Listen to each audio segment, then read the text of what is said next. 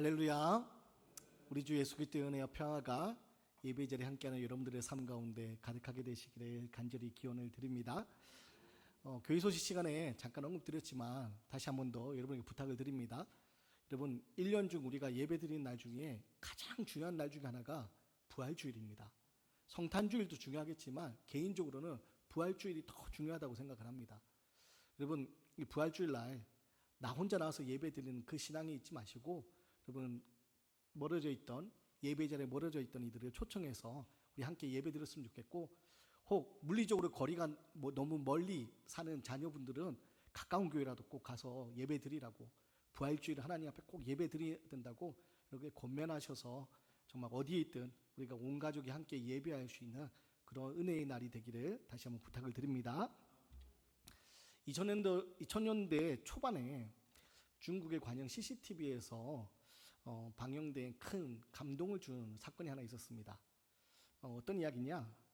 55세의 천위룽이라는 한 어머니가 33살의 아들 예하이빈에게 간을 이식해 준 그 이야기입니다. 어머니가 간을 이식해 주는 그 이야기가 왜 큰 감동을 줬느냐? 이 아들이 13살 되던 해부터 선천적인 간 질환을 가지고 살아갑니다. 그러다가 2005년에 간경화가 급속히 진행돼서 간 이식 말고는 이제 도저히 살 방법이 없어진 겁니다. 그래서 이 예하이빈의 어머니였던 이 천위룽이라는 여인이, 이 어머니가 자신의 간을 아들에게 이식을 해주기로 그렇게 결심을 하고 이런저런 검사를 합니다. 다행히로 이 간 이식을 할 수 있는 모든 것들이 잘 맞아떨어집니다. 그래서 이제 수술을 날짜를 잡고 간 이식을 딱 하려고 했는데, 수술 바로 직전에 최종 검사를 했는데 이 지방간 수치가 갑자기 너무 높아져가지고 간 이식 수술을 할 수 없게 됩니다. 이 아들 입장에서는 지금 간 이식을 당장 해야 되는데, 지금 어머니의 간을 이식해서 이제 살 수 있는 희망이 생겼는데 갑자기 어머니의 지방간 수치가 너무 높아져서 수술을 할 수 없게 됩니다. 그래서 의사로부터 그 얘기를 듣고 이 어머니였던 이 천위룽이라는 이 여자분이요, 무엇을 하기 시작하느냐? 지방간 낮추려면 운동하고 또 식이요법을 해야 되거든요. 그래서 매일 아침 일찍 일어나가지고 운동을 시작합니다. 매일 아침 새벽 5시에 눈을 뜨고 10km로 이제 걸어 다닙니다. 매일매일 10km를 새벽마다 걸어오고, 또 몇 끼니마다 현미밥 반 공기와 그리고 야채만을 먹는 그런 식이요법으로 이 7개월간의 그 시간을 보내게 됩니다. 그리고 7개월 후에 다시 재검사를 받는데 다행히도 지방간 수치가 낮아져서 이제 간 이식 수술을 하게 된 겁니다. 근데 이 모든 이야기들을 그 CCTV 방송국에서 이 다큐멘터리처럼 방영해서 이렇게 보냈는데, 그게 이 어머니의 모성애를 부각시키면서 당시 중국 사람들에게 큰 감동을 주었던 바로 그런 일들이 있었습니다. 그래서 병원에서도 당시 1억 800만 원이라는 큰 비용이 들었다고 하는데 그 비용을 다 면제해주고 많은 이제 사람들이 응원해주는 그런 일들이 있었습니다. 여러분, 아들을 살리기 위해서 헌신하는, 아들을 살리기 위해서 희생하는 어머니의 이야기, 우리가 자주 볼 수 있는 우리 주위에 심심치 않게 들려오는 그런 큰 사랑의 이야기 아닙니까? 그런데 그 사랑보다 더 위대한 사랑이 있습니다. 그 사랑보다 더 큰 사랑이 있습니다. 그게 뭐냐? 바로 하나님은 우리를 향하신 사랑입니다. 특별히 예수님 이 땅에 오셔서 우리 위하여 대신 십자가 지신 바로 그 사랑입니다. 바로 오늘 말씀을 통하여서 여러분, 나 위하여 이 땅에 오시고 십자가 지신 그 놀라운 희생의 사랑, 그 섬김의 사랑, 순종의 사랑, 그 사랑을 우리가 알고 또 그 사랑 가운데 살아갈 수 있는 믿음이 저와 여러분이 있게 되기를 간절히 소망합니다. 특히 오늘 빌립보서 오늘 말씀은요, 고난주간에 우리가 꼭 읽어야 되는 그런 절기에 따른, 교회력에 따른 그런 말씀이기도 합니다. 오늘 말씀 보면요, 예수님께서 가장 높은 곳에서 가장 낮은 곳으로 임하셨다라고 얘기합니다.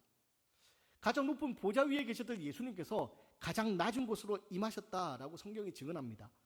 우리 6절과 8절, 6절부터 8절 말씀인데요, 우리 6절에서 8절 말씀을 함께 읽어보겠습니다. 시작. 그는 근본 하나님의 본체시나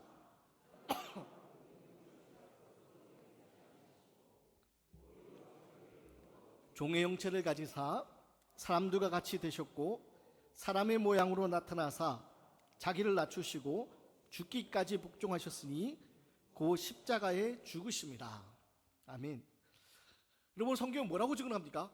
가장 높은 곳에서 가장 높은 보좌 위에 계셔야 될 그 예수님께서 가장 낮은 곳으로 임하셨다라고 얘기합니다. 가장 높은 곳에 계셨던 예수님께서 가장 낮은 곳으로 임하시고 또 죽기까지 복종하셨다. 성경이 증언합니다. 여러분, 예수님이 가장 높은 곳에서 가장 낮은 곳으로 임하신 이유가 무엇입니까? 죽기까지 복종하심으로 이루고자 했던 것이 무엇입니까? 여러분, 우린 그것을 알아야 됩니다. 예수님이 왜 가장 높은 곳에서 가장 낮은 곳으로 임하셨는지, 왜 십자가의 죽음을 마다하지 않고 십자가의 죽기까지 복종하셨는지, 그것은요, 아들을 살리기 위한 어머니의 사랑, 그 사랑보다 더 위대한 사랑으로 바로 우리를 살리기 위해서입니다. 나를 살리기 위해서입니다. 창세기에 보면 창조에 관한 이야기가 나옵니다. 창세기 살펴보면 하나님께서 이 세상을 창조하십니다. 빛이 있으라 말씀으로 시작해서 이 세상을 창조하십니다. 하나님 이 세상을 창조하신 후에 이 창조된 세계를 보고 하나님 뭐라고 말씀하십니까? 보시기에 좋았더라 말씀하십니다. 그리고 사람을 만드시고 사람을 보시고는 보시기에 심히 좋았더라 말씀하십니다. 여러분, 하나님이 창조하신 이 세계는요, 하나님 보시기에 좋은 세계, 하나님 보시기에 선하고 아름다운 세계입니다. 문제는 하나님 보시기에 선하고 아름다운 이 세계가 죄로 인하여서 무너진 겁니다. 죄로 인하여서 창조의 질서가 깨어지고 하나님과 우리의 관계가 단절되었습니다. 하나님이 이 세상 아름답게 창조하신 후에 에덴의 동산을 지으시고 그곳에 살게 하셨습니다. 아담과 하와를 살게 하셨습니다. 아담과 하와를 에덴 동산에 살게 하시면서 뭐라고 말씀하십니까? 이 에덴 동산에 있는 모든 나무의 열매를 너희들이 먹어라. 너희들이 마음대로 먹어도 좋다. 다만 동산 중앙에 있는 이 나무의 열매를 먹지 말아라. 선과 악을 알게 하는 나무의 열매를 먹지 말아라. 그 열매를 먹으면 너희가 정녕 죽으리라. 그럼 하나님께서 에덴에 모든 것이 풍족하게 살게 하시면서 에덴에 있는 모든 동산에 있는 그 나무의 열매를 먹게 하셨습니다. 다만 중앙에 있는 그 동산 중앙에 있는 선과 악을 알게 하는 나무의 열매는 먹지 말아라 라고 말씀하셨습니다. 근데 어떤 일이 벌어집니까? 여러분, 강교한 뱀이 여자에게 찾아옵니다. 강교한 뱀이 여자에게 찾아와서요, 그 질문도 아주 강교하게 합니다. 뭐라고 질문하냐?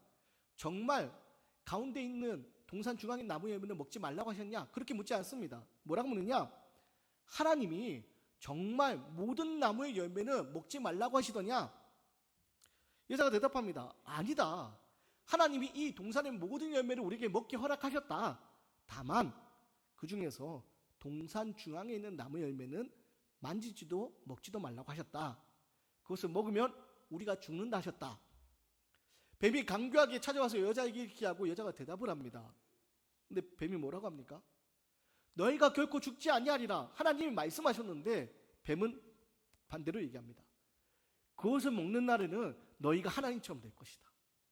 그것을 먹는 날에는 너희의 눈이 밝아져서 선과 악을 알게 될 것이고 너희가 하나님처럼 될 것이다. 여러분, 강교한 뱀의 말을 들은 여자가 어떻게 합니까?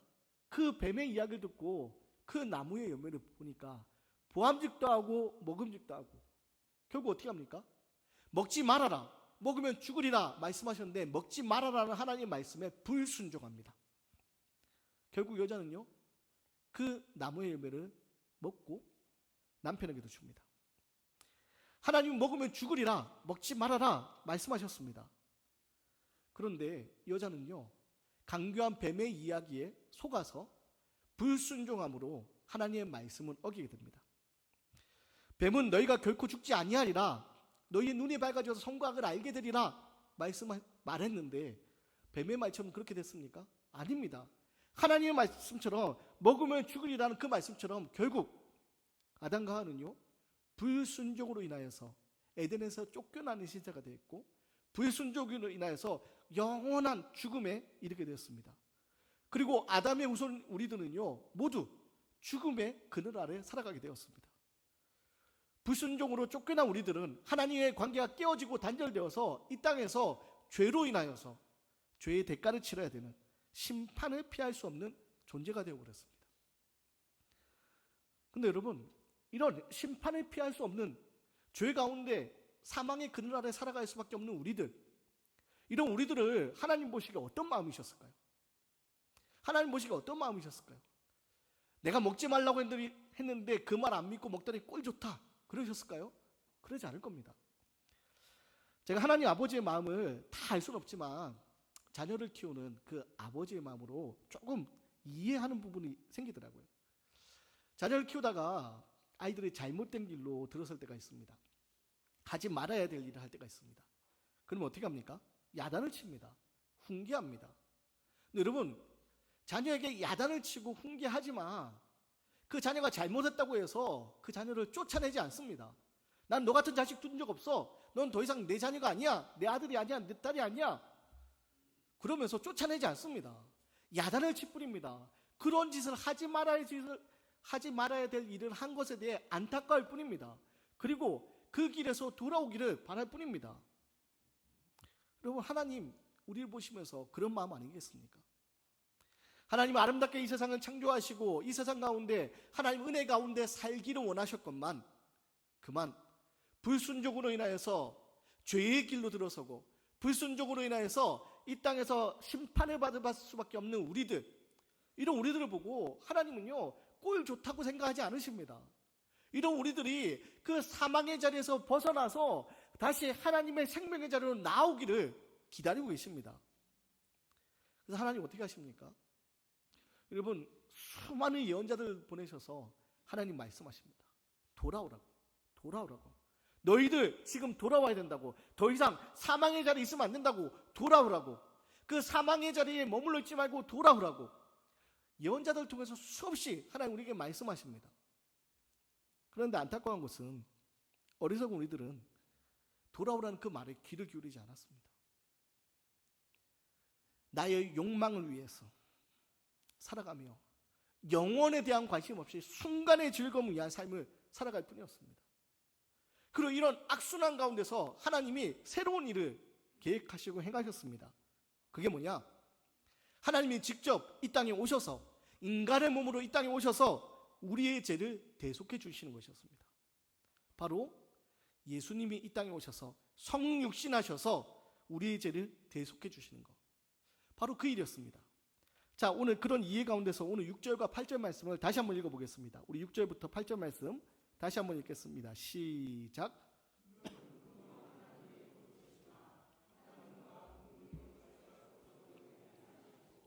오히려 자기를 비워 종의 형체를 가지사 사람들과 같이 되셨고 사람의 모양으로 나타나사 자기를 낮추시고 죽기까지 복종하셨으니 그 십자가에 죽으심이라. 사랑하는 여러분, 예수님이 이 땅에 성육신하셨습니다. 가장 높은 곳에 계셔야 될 분이 가장 낮은 곳으로 임하셨습니다. 심지어 십자가에 죽기까지 복종하셨습니다. 왜입니까?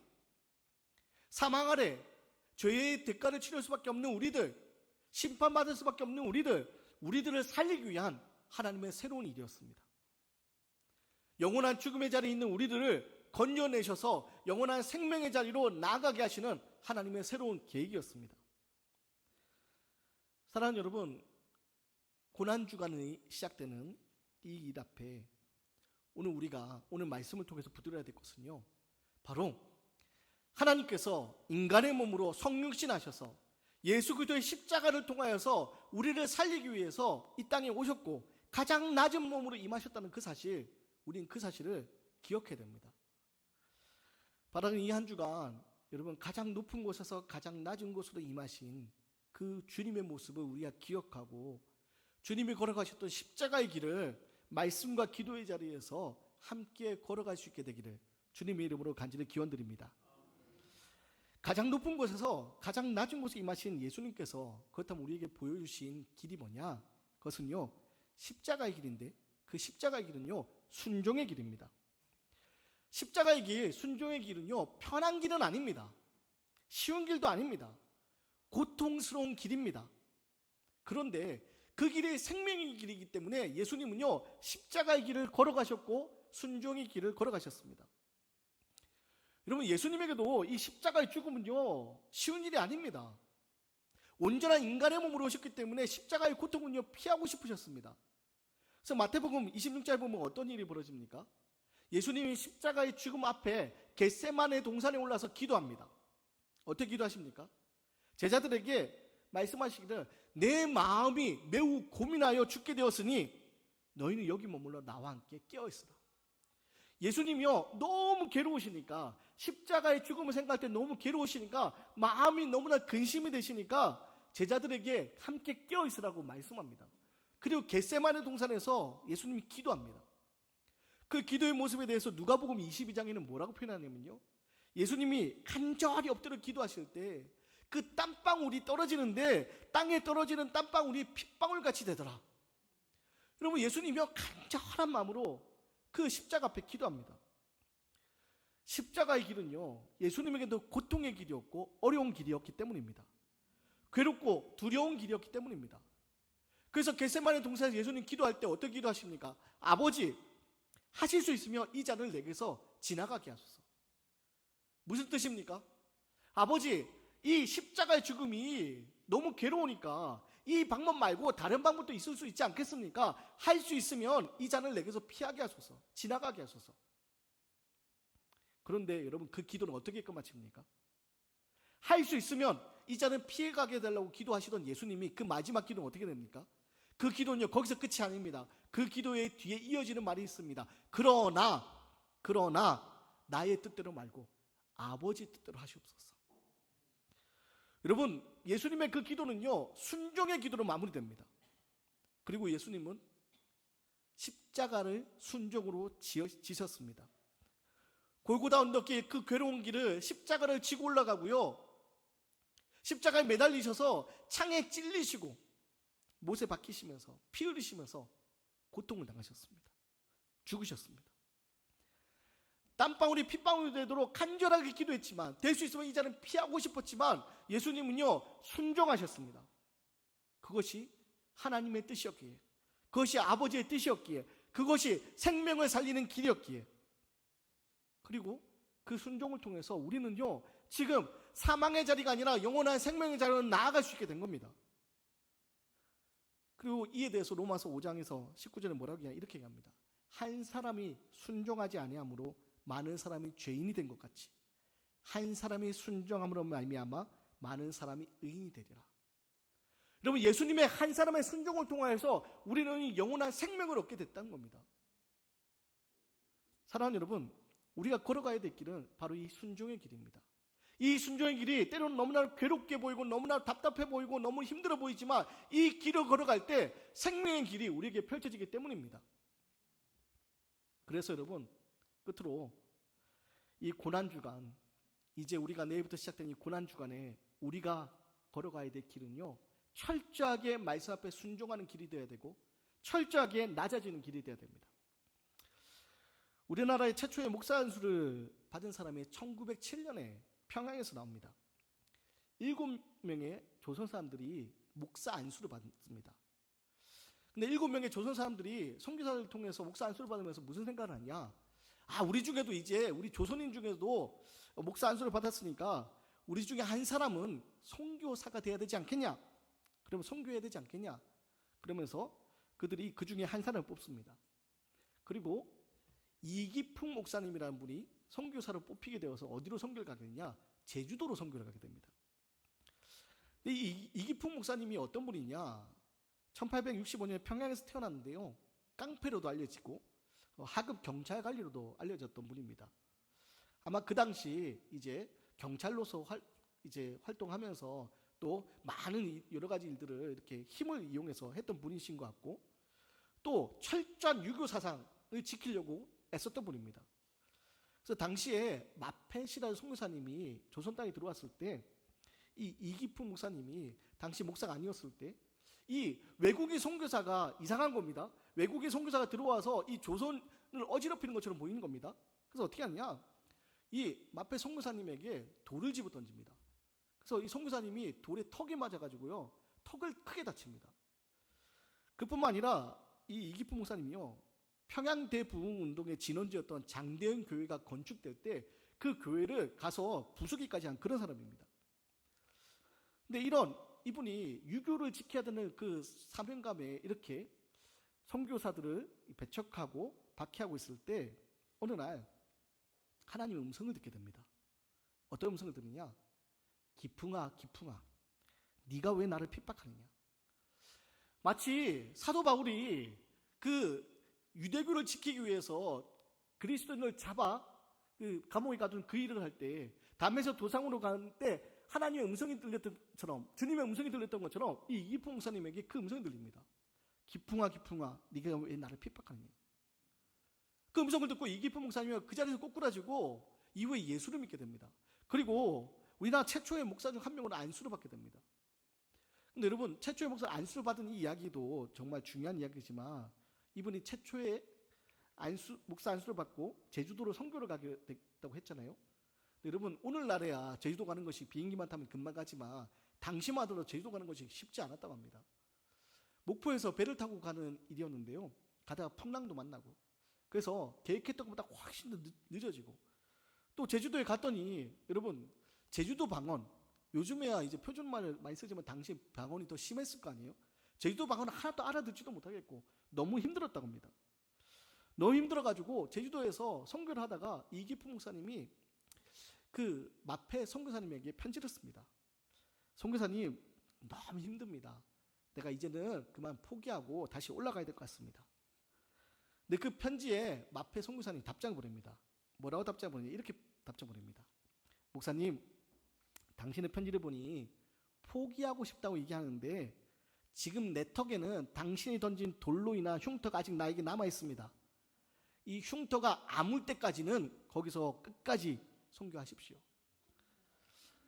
이 말을 듣고 이기풍 선교사님이 마음을 다시 접고 다시 헌신하기로 하고 순종의 길을 걸어가게 됩니다. 결국 이 이기풍 목사님이요, 제주도 선교 아주 전설적인 큰 발자취를 남기고요, 후에 신사참배를 거부하면서 결국에는 1942년에 감옥에서 순교하게 되는데요. 여러분, 제가 왜 이 이야기를 들었느냐? 너무 힘들고 너무 괴로워서 피하고 싶은 마음은 왜 없겠습니까? 예수님도 그러셨고 이기풍 목사님도 그러셨고 우리는 왜 없겠습니까? 이 땅에서 우리가 그리스도를 살아가기 위해서 우리가 포기해야 될 것들이 얼마나 많이 있습니까? 우리가 걸어가야 될 힘겨운 일도 얼마나 많이 있습니까? 그런데요, 여러분, 그 길을 걸어갈 때 생명의 열매가 우리에게 펼쳐지게 된다는 겁니다. 이 조선 땅에 누군가는 복음을 들고 순종하는 마음으로 나와 전했었고 제주도에도 그리했고 결국 우리에게 그 복음들이 들려져서 우리가 예수를 알게 되고 우리가 예수를 믿게 되고 우리가 영원한 생명의 자리로 나아갈 수 있게 된 거 아닙니까? 여러분, 이 땅에서 우리가 해야 될 건요, 순종하는 겁니다. 괴롭고 힘들고 피하고 싶지만 하나님 말씀에 순종할 때 우리는요, 생명의 열매를 맺게 됩니다. 특별히 고난주간이 이제 시작되는데 이 한 주간 여러분 어떤 순종의 모습으로 나아가시겠습니까? 바라기는 세상 앞에서 우리는 십자가의 정신을 기억하고 낮아짐의 정신으로 순종하며 나아가야 됩니다. 세상은 우리에게 자꾸만 높아지라고 얘기합니다. 우리가 자꾸 높아져야지, 우리가 큰 영향력을 가져야지 우리가 많은 일을 할 수 있을 거라고. 그런데요, 십자가는 그렇게 얘기하지 않습니다. 예수님은 그렇게 얘기하지 않습니다. 종의 형체를 가져라 라고 얘기합니다. 우리를 비워서 종으로 살아가라. 예수님의 가장 높은 곳에서 가장 낮으로 임하신 것처럼 우리는 낮고 낮은 자리로 내려가라. 여러분, 이 한 주가 우리는요, 순종하며 나가야 되는데, 순종을 하나님의 영광을 드러내야 되는데, 그 순종은요, 나의 욕심을 채우기 위한 높아지는 길이 아니라 십자가처럼 낮고 낮은 길로 희생과 섬김으로 살아가는 삶의 모습이 되어야 됩니다. 여러분, 그리고 이 순종은요, 이 섬김은요, 가까운 이들에게 우리가 먼저 시작해야 됩니다. 여러분, 가족들에게 먼저 섬김으로 나아가십시오. 주님이 나를 섬겨주셨듯이 가장 가까운 가족에게 먼저 섬김으로 나아가십시오. 이 한 주간 우리가 마주하는 세상 사람들 앞에서 여러분, 우리가 먼저 섬김으로 나아가십시오. 우리가 먼저 섬김으로 나아갈 때 그때 십자가의 능력이 우리를 통해서 열매 맺어가게 되는 겁니다. 왜 날 인정해주지 않냐고, 왜 나를 높여주지 않냐고 세상 앞에서 그렇게 높아지라는 것이 아니라 주님이 그러하셨듯이 가장 높은 곳에서 가장 낮은 곳에 임하셨듯이 우리는 섬김으로 희생으로 나아갈 때 열매 맺어가는 삶이 될 수 있는 겁니다. 말씀을 준비하면서 지방에 있는 제가 알고 있는 한 교회 소식이 생각나서 여러분과 잠깐 나누고자 하는데요. 참 좋은 이야기면 좋겠지만 그렇게 좋은 이야기는 아닙니다. 새로 건축을 했는데 그 건축 비용이 100억이 든 겁니다. 예, 별로 놀라시지 않을 줄 알았습니다. 예. 근데 그 교회가 있는 자리가 그렇게 사람이 많은 자리도 아니고 또 그 교회도 그렇게 많은 인원이 모이는 교회가 아닙니다. 근데 100억이라는 큰 돈을 들여서 건축을 한 겁니다. 어떤 일이 벌어졌겠습니까? 건축을 하고 새롭게 건물을 짓고 기쁜 마음으로 입당을 했겠죠. 근데 그 일로 인해서 교회 안에 갈등이 생기기 시작한 겁니다. 그럼 100억, 여러분은 그렇게 놀라시지 않으시지만 우리가 사실 살아가면서 평생 우리가 만져볼 수 없는 돈 아닙니까? 근데 그런 엄청난 돈을 들여서 교회 건물을 짓게 되고 그 빚을 갚지 못해서 교회 안에 큰 갈등이 일어난 겁니다. 물론 우리가 교회를 세워나가야 되는 그런 책임도 있고 또 여러 가지 사정과 명분도 있겠죠. 근데 말씀을 준비하면서 자꾸 그 이야기 생각나면서 그 돈이 보다 의미 있게 쓰여졌으면 어땠을까? 100억이라는 큰 돈이 결국에는 지금 건물을 세워도 30년이 지나고 50년이 지나면 그 건물 또 낡은 건물이 될 텐데 만약에 그 100억이라는 돈을 그 지역에 있는 학생들에게 또 요즘 청년들 자립하기 얼마나 힘듭니까? 청년들 자립할 수 있도록 교회가 그렇게 사람을 키우기 위해 썼다면 30년 후, 50년 후에 건물은 낡아졌겠지만 그 장학금을 받은 교회를 통해서 지원받은 학생들, 청년들이 자라서 하나님 나라를 꿈꾸는 큰 일들이 일어나지 않았을까? 여러분, 우리 이 땅 살아가면서 끊임없는 우리의 유혹이 있습니다. 끊임없는 유혹 앞에 우리는 자꾸 높아지려 하고 세상의 법칙에 따라서 자꾸 올라가려 합니다. 근데 여러분, 바벨의 교훈을 우리는 잊지 말아야 됩니다. 바벨의 교훈이 무엇입니까? 바벨이 아무리 높은 탑을 쌓아봤자 그 탑은요 무너지는 탑입니다. 우리가 해야 될 것은요 낮은 곳으로 낮은 곳으로 주님이 걸어가셨던 십자가의 길, 섬김의 길, 순종의 길, 그 길을 걸어가야 됩니다. 그 길을 통해서만이 생명이 맺히기 때문입니다. 예수님이 십자가에 힘이 없어서 죽으신 것이 아닙니다. 로마 군인 앞에서 예수님이 아무 힘이 없어서 십자가에 죽으신 것이 아닙니다. 예수님 말 한마디면 모든 것을 다 뒤엎을 수 있는 그런 권능을 가지신 하나님입니다.